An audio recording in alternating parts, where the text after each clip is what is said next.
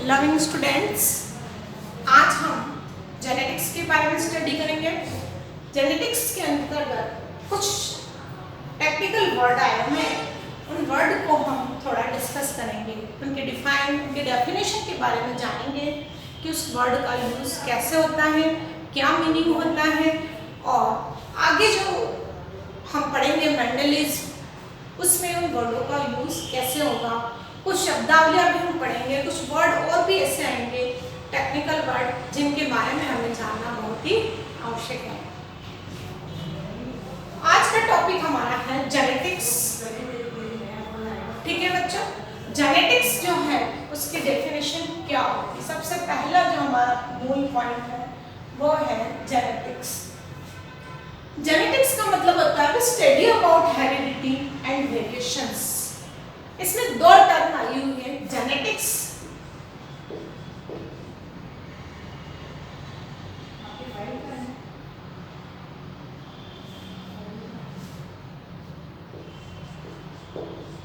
इसमें दो टर्म है, एक तो हेरिडिटी और दूसरी है वेरिएशन।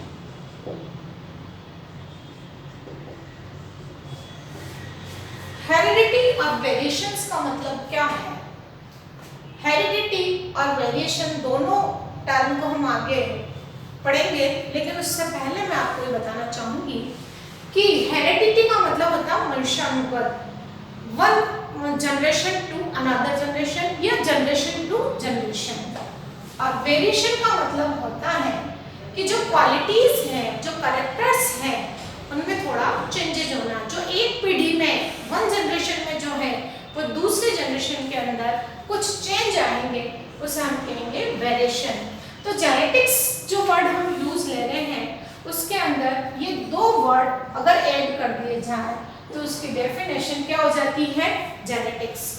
तो we study about heredity and variation is called, जिसके बारे में हमको जानना है वो है heredity and variation is called genetics. Okay, तो इसके दो टेक्निकल वर्ड हो गए, हेरिडिटी और दूसरा जेनेटिक्स। दूसरा जो पॉइंट आ रहा है हमारा कि जेनेटिक्स टर्म जो हमने यूज की है वो किसने करी है। जेनेटिक्स टर्म का यूज बैटसन ने किया है, एक साइंटिस्ट है बैटसन।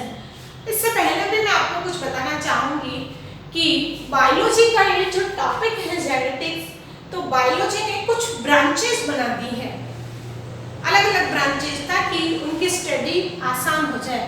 क्योंकि इस संसार में बहुत सारे प्लांट और एनिमल हैं और सबके बारे में जो जानकारी प्राप्त करना है, जो नॉलेज हमें लेना है, वो सबको एक साथ संभव नहीं है।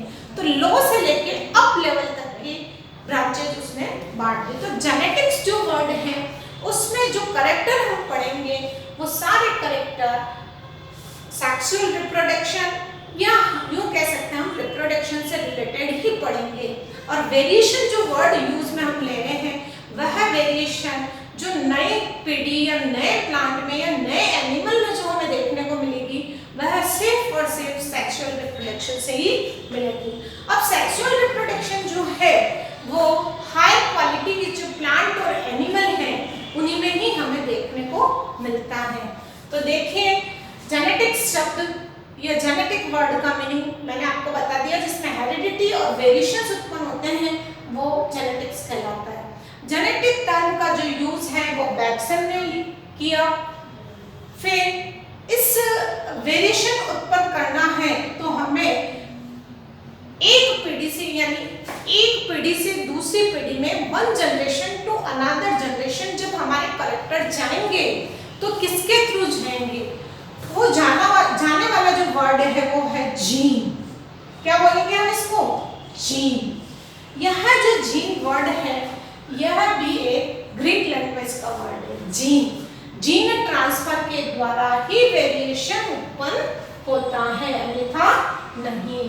केवल जीन एक ऐसे हैं जो वेरिएशन को उत्पन्न करते हैं, और जीन वेरिएशन उत्पन्न करने के लिए सेक्सुअल रिप्रोडक्शन के अंतर्गत जो गैमेट बनते हैं वो गैमेट का यूज करके हम जीन को ट्रांसफर करते हैं। और जीन ट्रांसफर होने के कारण क्या होता है, वेरिएशन उत्पन्न होती हो। यह variation one generation to another generation, या हम यूं कह सकते हैं कि जनरेशन टू जनरेशन जाती है। किसके द्वारा? ओनली फॉर जीन के द्वारा। तो जो जीन टर्म है वो ग्रीक लैंग्वेज से ली गई है। तीसरा पॉइंट आता है हमारा हेरेडिटी कैरेक्टर्स। हेरेडिटी कैरेक्टर्स क्या होते हैं? अभी मैंने बताया था आपको कि हेरेडिटी कैरेक्टर्स जो उत्पन्न होते हैं वह सिर्फ जीन से उत्पन्न होते हैं। और जीन जो टर्म है, जीन जो हमें मिलेंगे वह सेक्सुअल रिप्रोडक्शन के दौरान ही मिलेंगे। सेक्सुअल रिप्रोडक्शन के लिए मैंने अभी बताया था कि हाई क्वालिटी वाले प्लांट और एनिमल, जैसे हम अपना ह्यूमन बींग्स का उदाहरण ले सकते हैं, तो human in living beings with the help of gametes form sexual reproductions. Various characters are transmitted from generation to generation are known as hereditary genetics. Sexual reproduction के अंदर जैसे ह्यूमन बींग में क्या होते हैं? मेल प्लस फीमेल, मेल और female, mail में sperm होते हैं और फीमेल में ओवम होता है, और दोनों मिलकर जाइगोट का निर्माण करते हैं।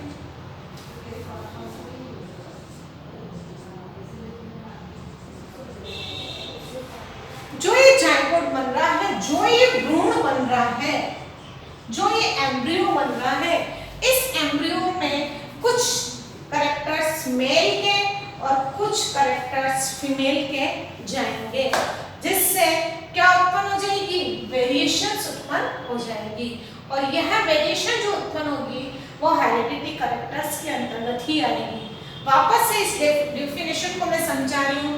In living beings with the help of gametes, बता दिया मैंने गैमेट्स क्या है? एक युग्म विकल्प है। युग्म विकल्प मतलब वन पेयर, दो व्यक्ति, मेल और फीमेल, फ्रॉम सेक्सुअल रिप्रोडक्शन। अगर वो सेक्सुअल रिप्रोडक्शन करते हैं तो various characters are transmitted from generation to generation. उनसे बनने वाला जो एम्ब्रियो है, जाइगोट है, और जाइगोट के डेवलपमेंट के बाद जो चाइल्ड आती है, उस चाइल्ड में क्या हो जाएंगे? वेरिएशन उत्पन्न हो जाएंगे। तो वेरियस कैरेक्टर लेकर उत्पन्न होगा। तो various characters are transmitted from, वह वेरियस कैरेक्टर्स जो है किसमें जाएंगे? जनरेशन टू जनरेशन, और that is non heredity characters. वापस से बता रही हूँ, हेरेडिटी कैरेक्टर्स का मतलब होता है लिविंग बींग्स। क्या करते हैं लिविंग बींग्स? सेक्सुअल रिप्रोडक्शन करते हैं। सेक्सुअल रिप्रोडक्शन किसके द्वारा होता है? गैमेट्स के द्वारा। गैमेट्स के द्वारा जब सेक्सुअल रिप्रोडक्शन हो रहा है तो बनने वाला जो एम्ब्रियो है, भ्रूण है, चाइल्ड है, वो क्या लेके उत्पन्न होएगा? वेरियस कैरेक्टर लेके उत्पन्न होएगा। क्यों मिलेंगे? क्योंकि कुछ कैरेक्टर्स से मेल से, कुछ फीमेल से मिलेंगे। तो वह जो कैरेक्टर्स उसने लिए हैं वो फिर क्या करेगा? ट्रांसमिटेड कर देगा किसमें? Generation to generation, non as heredity characters. Next point आता है हमारा हेरेडिटी। हेरेडिटी का मतलब ये होता है कि parental generation to offspring generation. Parental generation का मतलब होता है माता पिता से किसमें जाना है?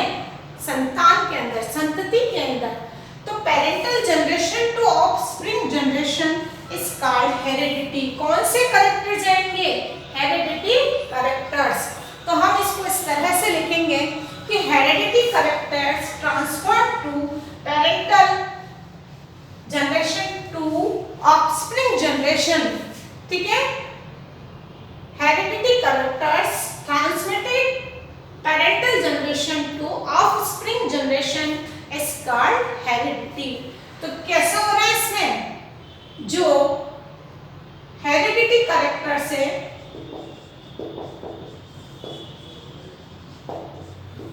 कैसे जा रहे हैं? किसमें जा रहे हैं? Parental to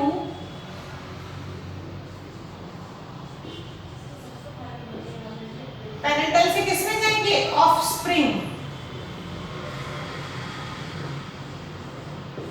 That is known as heredity. ये हो गया heredity. Short term heredity characters हैं वो कैसे, पेरेंटल कैरेक्टर्स से, पेरेंटल जनरेशन से किसमें जाएंगे, ऑफस्प्रिंग जनरेशन में, और फिर यह generation parental to offspring generation में चले जाएंगे। इसे हम क्या कहेंगे, हेरिडिटी। क्या करेंगे, ये हेरिडिटी का कैरेक्टर्स जो है किसमें ट्रांसमिटेड हो जाएंगे,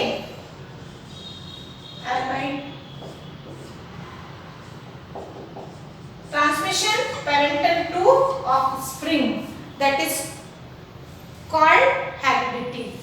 ओके, नेक्स्ट जो है, यह जो टर्म हमने यूज ली है हेरिडिटी वाली, यह टर्म किसने यूज ली, किसने बताया कि हम इसके लिए हेरिडिटी टर्म को, हेरिडिटी वर्ड को यूज में ले सकते हैं, वो आए थे स्पेंसर। स्पेंसर ने हेरिडिटी टर्म को यूज लिया था।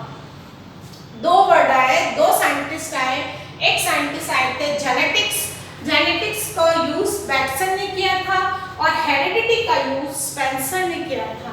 नेक्स्ट आता है हमारा मूल जो पॉइंट है, मेन पॉइंट जो है, वेरिएशंस। वेरिएशंस के लिए फिर मैं आपको बता रही हूँ कि सेक्सुअल रिप्रोडक्शन होना बहुत ही आवश्यक है। अगर सेक्सुअल रिप्रोडक्शन नहीं होगा,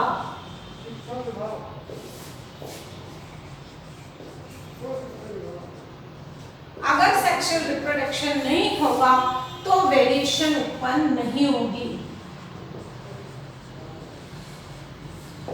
क्यों नहीं होगा, क्योंकि सेक्सुअल रिप्रोडक्शन के अंतर्गत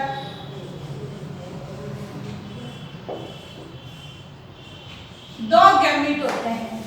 शॉर्ट में क्या कह सकते हैं इसको, और ये गैमेट्स क्या बनाएंगे,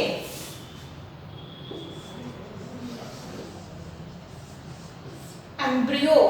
इस एम्ब्रियो में क्या होगा, इसके और इसके दोनों के क्या आएंगे, जीन्स आएंगे। इनमें जीन का क्या हो जाएगा, क्रॉसिंग ओवर हो जाएगा, कुछ पार्ट इसके कुछ पार्ट इसके, और क्या हो जाएगी, इस एम्ब्रियो का जो डेवलपमेंट होगा, यानी जो चाइल्ड बनेगा, उस चाइल्ड में क्या होंगे,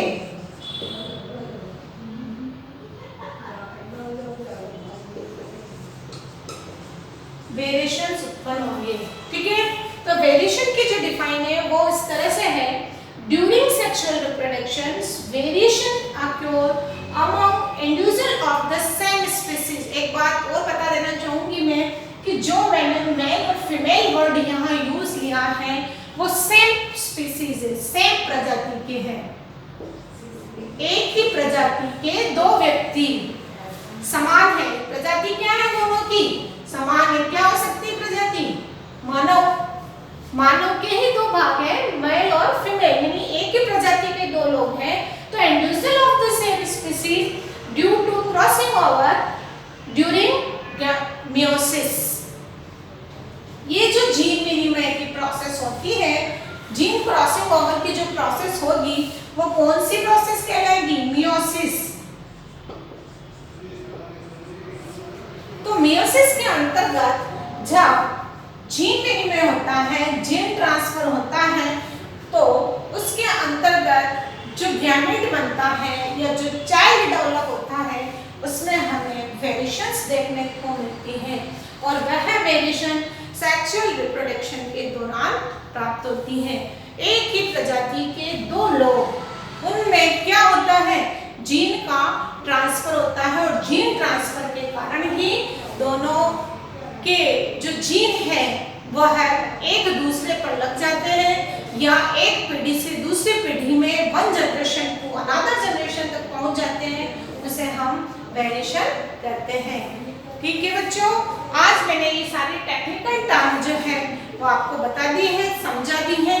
नेक्स्ट टॉपिक जो हमारा होगा मेंडलिज्म, मेंडलवाद। मेंडलिज्म के बारे में मैं थोड़ा सा आपको बता देती हूँ कि उसका जो जीवन परिचय है, उसकी लाइफ के बारे में कुछ जो जानकारी है, कि उसका जन्म कहाँ हुआ, उसने कहाँ एजुकेशन करी, किसमें एमए किया, कहाँ उन्होंने नौकरी करी, नौकरी करने के दौरान ही उन्होंने किस तरह से अपने इस अनुसंधान को, इस रिसर्च को जारी रखा और रिसर्च के अंदर उसने कौन से प्लांट को यूज किया और प्लांट यूज करने का जो कारण था वो क्या कारण बने, फिर उसके बाद में उसने जो ऑब्जर्वेशन किया है उस ऑब्जर्वेशन में उसकी जो सफलता हुई है उसमें उसके रिजल्ट जो निकले हैं वो अच्छे थे या बुरे थे, और अच्छे निकले हैं तो इसका क्या कारण है, प्लांट का क्या सहयोग रहा है। और फिर उसने एक जो प्रशस्ति पत्र है यानी एक पेपर जो है एक कंपनी को उसने क्या करा था, सबमिट करा था, और उसके बाद में वो बहुत ही फेमस हो गया था। कुछ वैज्ञानिकों ने उस पर वापस रिसर्च भी किया था कि ये किस हद तक सही है या नहीं है। तो कल हम पढ़ेंगे या हमारा जो नेक्स्ट वीडियो होगा वो मेंडलवाद यानी जन्म से लेकर मृत्यु तक उसका जीवन परिचय होगा। फिर मेंडल की सफलता के क्या कारण थे, क्या रीजन थे कि मेंडल सफल हुआ था, सक्सेस ऑफ मेंडल। उसके बाद में उसने पी प्लांट का चुनाव ही क्यों किया, क्यों लिया, ऐसे क्या उसमें पी प्लांट में क्या क्वालिटी थी जिसके कारण उसने पी प्लांट ही लिया था। नेक्स्ट वीडियो में हम इन सब चीज़ों पे चर्चा करेंगे। तो मैं आपसे चाहूँगी कि आप थोड़ा सा इस लेसन को पहले से ही पढ़ के रखें ताकि आपको यह जल्दी समझ में आ जाए। Thank you.